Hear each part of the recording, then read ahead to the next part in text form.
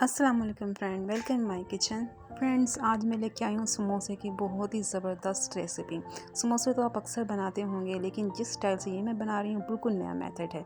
अगर आपको फोल्ड करना मुश्किल लगता है और एक एक करके बनाने में समोसा बहुत टाइम लगता है, तो आज बनाएंगे नए तरीके से और बिल्कुल यूनिक तरीके से, जो कि इस तरह आपने पहले कभी नहीं बनाए होंगे। बहुत ही क्रिस्पी, खस्ता और मज़ेदार बनते हैं। बहुत कम टाइम लगता है और बहुत ही आसानी से बन जाते हैं। आपको ये रेसिपी बहुत पसंद आएगी और इसको बना के आप फ्रीज़ भी कर सकते हैं। तो चलिए इसे बनाना शुरू करते हैं।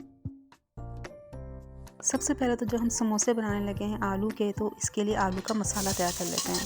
2 टेबलस्पून मैंने कढ़ाई में ऑयल लिया है। इसमें मैंने एक छोटा सा प्याज लिया है, इसको चॉप कर लिया, ये मैंने डाल दिया। साथ ही मैंने 1 टीस्पून साबुत ज़ीरा डाल दिया। हाफ टी स्पून मैं डाल दूँगी इसमें राई और इसको भूनेंगे ताकि ये अच्छी तरह से प्याज के साथ ये भून जाए। और थोड़े से 2-3 पत्ते मैंने कड़ी पत्ते के भी डाल दिया। ये ऑप्शनल है, अगर आपको नहीं पसंद तो आप इसको नहीं डालिएगा। 1 टीस्पून मैंने गार्लिक डाल दिया है और इसको बस अच्छी तरह से अब मैं भूनूंगी 1-2 मिनट के, इसकी अच्छी सी खुशबू आने लगे। जैसे ये भुन जाएगा तो इसमें मैं ऐड कर दूंगी आलू। 2 बड़े आलू लिए हैं मैंने उबले हुए और उसको मैश कर लिया था अच्छी तरह से। तो इसको इस तरह से मसाले में चम्मच की मदद से आप मिक्स करें। अब मैं इसके अंदर स्पाइसेस ऐड कर दूँगी। सबसे पहले तो मैंने ली है 2 टेबलस्पून कुटी हुई लाल मिर्चें ऐड करूँगी इसमें। मिर्चें जो है अपने टेस्ट के हिसाब से डाल सकते हैं और ये स्पाइसी अच्छे लगते हैं, इसलिए इसमें ज़रा मिर्चें ज़्यादा डालें हम, वो भी कुटी हुई। तो नमक डाल दूँगी मैं 1 टेबलस्पून, हल्दी डाल दूँगी थोड़ी सी, हाफ़ टी स्पून, और चाट मसाला लूँगी मैं इसमें 1 टीस्पून। ज़्यादा मसाले नहीं डालने, आलू का अपना एक फ्लेवर होता है, जब इसको फ्राई करके केचप चटनी के साथ खाते हैं तो बहुत मज़े का लगता है। तो 2 से 3 हरी मिर्चें मैंने चॉप करके साथ ही डाल दी हैं। इसको मिक्स करते हैं मसाले में ताकि आलू के अंदर अच्छी तरह से मिक्स हो जाए। आखिर में इसमें ढेर सारा इसमें धनिया डाल दूँगी और इसको मिक्स करके फिर हम इसको ठंडा होने के लिए रख देंगे। जब तक कि ये हमारा ठंडा होता है, अब हम अपने डो बनाने के लिए देख लेते हैं क्या चाहिए। यहाँ पे मैंने 2 कप मैदा लिया है, इसको मैंने अच्छी तरह से छान लिया था।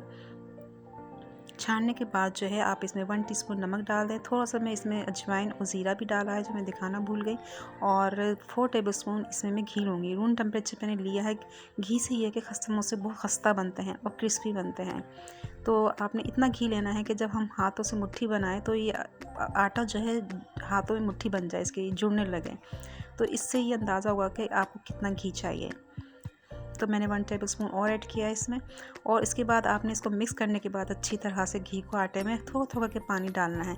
अच्छा, जब हम मैदे को गूंदते हैं, इसकी डो तैयारी करते हैं, तो इस बात का ख्याल रखना चाहिए कि ज़्यादा गूंदना नहीं होता है। मैं सिर्फ मिक्सिंग कर रही हूँ, पानी के साथ जो है इसको इकट्ठा कर रही हूँ और मैंने इसको गूंदा नहीं है। जैसे ये सारा ड्राई आटा इकट्ठा हो जाएगा तो फिर हमने इसको हल्का सा बस 1 मिनट इसको गूंदना है, ज़्यादा नहीं। ज़्यादा गूंदने से क्या होता है कि मैदा जो होता है रबड़ की तरह होता है और सख्त होता है। जितना ज़्यादा आप इसको गूंदेंगे उतना ही ज़्यादा ये हार्ड होता जाएगा और समोसे जो है हमारे क्रिस्पी और खस्ता नहीं बनेंगे। तो बस इस तरह से मैंने 1 मिनट जो है इसको मुक्की लगाई है और उसको कवर करके ढक के रख देंगे। तो आधा घंटा इसको रेस्ट दिया। अब मैं इसको निकाल लूँगी और इसको 2 बराबर हिस्सों में मैंने तकसीम किया है। ये देखें, जिस तरह से आम तौर पे हम समोसे बनाते हैं कि इतनी सारी आपको पेड़े बनाने पड़ते हैं, हम वैसे नहीं बनाएंगे, बिल्कुल नए तरीके से बनाएंगे। और इसकी आपने एक रोटी बेल लेनी है। रोटी इतनी पतली बेलनी है जितनी कि हम घर में आम नॉर्मल रोटी बनाते हैं, उससे थोड़ी सी पतली। जिस तरह ये मैंने एक रोटी बेली है, इसी तरह जो मैंने आधा हिस्सा इसका आटे का अलग किया था, उसकी भी मैंने एक रोटी बेल लेनी है। ये देखें, आप इसकी थिकनेस देख लें। इसके बाद जो है हमने छुरी की मदद से इसके ऊपर निशान लगा देने हैं। तब कम से कम मैं इस रोटी से 6 समोसे तैयार कर लूँगी। तो इस तरह से मैंने ट्रायंगल में 6 लाइनें लगानी है, लेकिन इसको कट नहीं करना है, मैं सिर्फ लाइन्स लगा रही हूँ। इसके बाद जो हमने अपने आलू का मसाला बनाया था, ये आपने इस तरह से, ये जो हमने निशान लगाए थे इसके अंदर रखने हैं इस तरह से। तो ये देखें कितने इजीली मैंने इसमें सेट कर लिया है। जितनी गुंजाइश है इतना ही आपने मसाला इसमें भरना है। और फिर इसकी साइडों में जहाँ पे मैंने निशान लगाए थे, मैंने मैदे को पानी में घोल लिया था, गाढ़ी सा इसका जो है स्लरी बनाई थी। इसको उंगलियों की मदद से आपने ये इसकी सारे सेंटर में लगाना है और इसके किनारों पे भी लगाना है।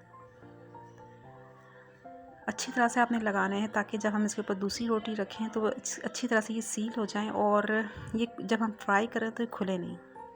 तो अब जो दूसरी रोटी मैंने बेली थी वो सेम इसी की साइज़ की आपने बेलनी है और इस तरह से रख के आपने उंगली की मदद से चारों तरफ से इसको अच्छी तरह से दबा के और बीच में से इस तरह से, जैसे मैं आपको दिखा रही हूँ, आपने इसको प्रेस करते हुए शेप दे लेनी है।